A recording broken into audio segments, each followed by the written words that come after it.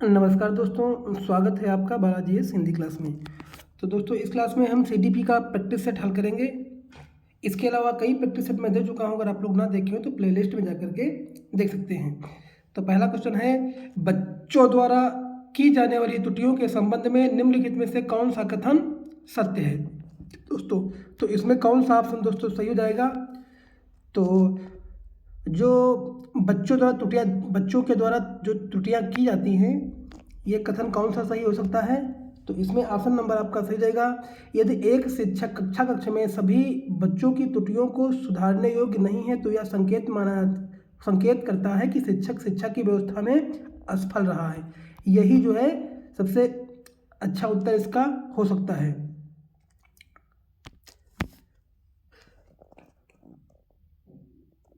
चलिए अगले क्वेश्चन देखते हैं। अगला है, नर्सरी कक्षा में शुरुआत करने के लिए कौन सा विषय वस्तु सबसे अच्छी है? तो नर्सरी कक्षा में जो शुरुआत करने के लिए जो है सबसे अच्छा विषय जो है वो हो जाएगा आपका दोस्तों मेरा परिवार, क्योंकि परिवार से ज़्यादा एक छोटे बच्चे को और कोई अच्छी शिक्षा नहीं दे सकता। सबसे विषय वस्तु जो है सीखने की है नर्सरी कक्षा में मेरा परिवार, क्योंकि नर्सरी कक्षा में शुरुआत करने के लिए मेरा परिवार विषय वस्तु जो है सबसे अच्छी है, क्योंकि नर्सरी कक्षा में बालक को विद्यालय, मित्र, पड़ोस के बारे में ज्ञान नहीं होता है, लेकिन परिवार से संबंधित जैसे माता पिता, भाई बहन आदि के बारे में कुछ ज्ञान आवश्यक होता है। चलिए अगला है, प्राथमिक कक्षा में सकारात्मक वातावरण निर्मित करने के लिए एक शिक्षक को क्या करना चाहिए? तो एक शिक्षक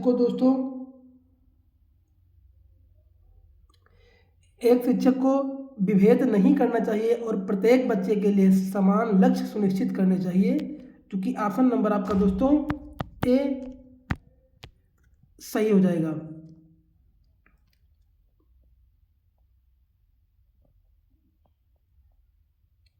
अगला क्वेश्चन देखते हैं, एक बच्चा जो निम्न में से किससे ग्रस्त है वह सा और SAW या WAS न्यूक्लियस और अनन्यूक्लियस में अंतर नहीं कर सकता।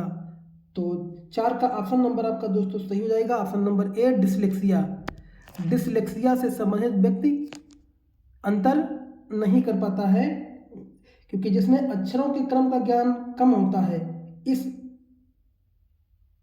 मानसिक रोग में, और जिससे बालक अक्षरों के क्रम में अंतर नहीं कर पाता है, इसलिए वह SAW के स्थान पर WAS तथा न्यूक्लियर के स्थान पर अनन्यूक्लियर लिखता है दोस्तों। अगला है, निम्नलिखित में से कौन सी विशेषता समस्या समाधान उपागम का विशेष चिन्ह है? तो दोस्तों विशेष चिन्ह जो आपका हो जाएगा ये है आपका दोस्तों समस्या कथन में संकेत अंतर्निहित रूप से दिया होता है। तो ऑप्शन नंबर आपका दोस्तों डी सही हो जाएगा। यह विशेषता समस्या समाधान उपागम का विशेष चिन्ह होता है।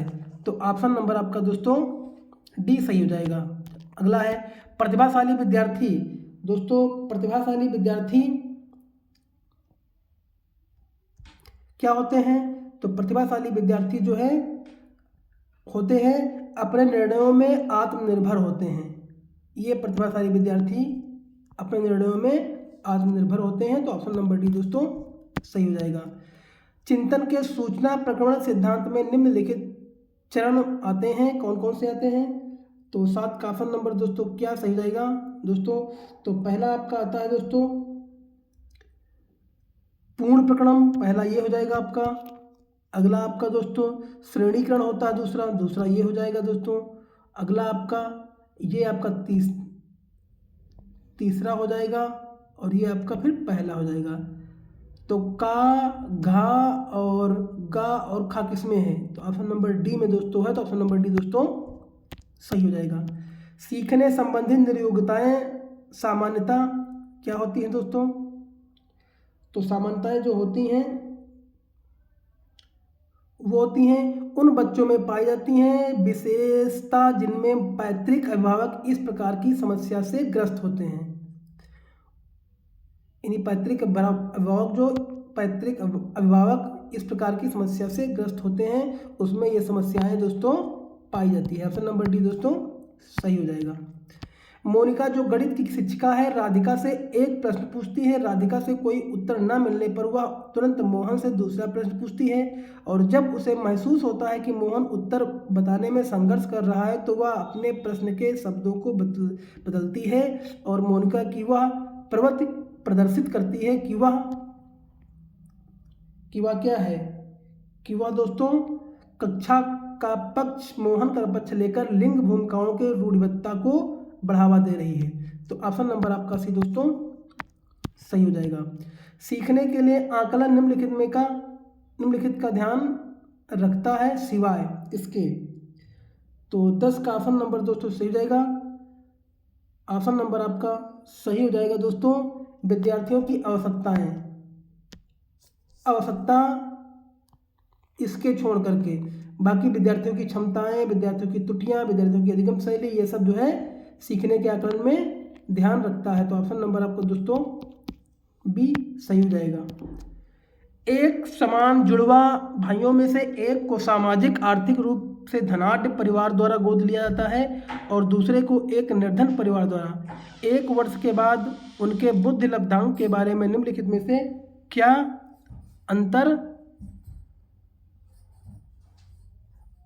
अवलोकित होने की सर्वाधिक संभावना होती है दोस्तों। तो ऑप्शन नंबर 11 क्या सही हो जाएगा दोस्तों? 11 का ऑप्शन नंबर दोस्तों सही रहेगा कि सामाजिक आर्थिक स्तर बुद्धि लब्धांक को प्रभावित नहीं करता है, जो कि ऑप्शन नंबर आपका दोस्तों सी सही हो जाएगा। अगला, निम्नलिखित में से कौन सा सूक्ष्म गतिक कौशल का उदाहरण है? तो सूक्ष्म गतिक कौशल का जो उदाहरण आपका माना जाता है दोस्तों, सूक्ष्म गतिक कौशल का उदाहरण है ये दोस्तों आपका हो जाएगा, ये हो जाएगा लिखना जो है सूक्ष्म गतिक कौशल का उदाहरण है, जो कि ऑप्शन नंबर बी दोस्तों सही हो जाएगा। वाइगोत्स्की के सिद्धांत का निहितार्थ क्या है? वाइगोत्स्की के सिद्धांत का निहितार्थ है सहयोगात्मक समस्या समाधान। तो ऑप्शन नंबर आपका डी दोस्तों सही हो जाएगा, सहयोगात्मक समस्या समाधान। किशोर निम्न में से किसका अनुभव कर सकते हैं? तो किशोर जो अनुभव करते हैं दोस्तों वो करते हैं दुश्चिंता और स्वयं से सरोकार। तो ऑप्शन नंबर आपका दोस्तों ए सही हो जाएगा। चलिए अगला क्वेश्चन, शारीरिक रूप से सक्षम बच्चों को सामान्यता क्या होता है? तो शारीरिक रूप से सक्षम बच्चे होते हैं वो डिस्ग्राफिया से होते हैं। तो डिस्ग्राफिया में बच्चे क्या होते हैं? शारीरिक रूप से सक्षम बच्चों को डिस्ग्राफिया की श्रेणी में रखा जाता है। तो ऑप्शन नंबर डी दोस्तों सही हो जाएगा। आंशिक पुनर्बलन दोस्तों क्या है? आंशिक पुनर्बलन दोस्तों, आंशिक पुनर्बलन सतत पुनर्बलन की अपेक्षा अधिक प्रभावी होता है। तो ऑप्शन नंबर आपका दोस्तों डी सही हो जाएगा। तो दोस्तों इस वीडियो में इतने क्वेश्चनों को रखेंगे। अगर आपको वीडियो अच्छा लगा हो तो लाइक करिए, कमेंट करिए, चैनल को सब्सक्राइब कर लीजिए। इसके पहले जितने भी मैंने पार्ट दे चुका हूँ अगर आप लोग ना देखे हो तो प्लेलिस्ट में जाकर के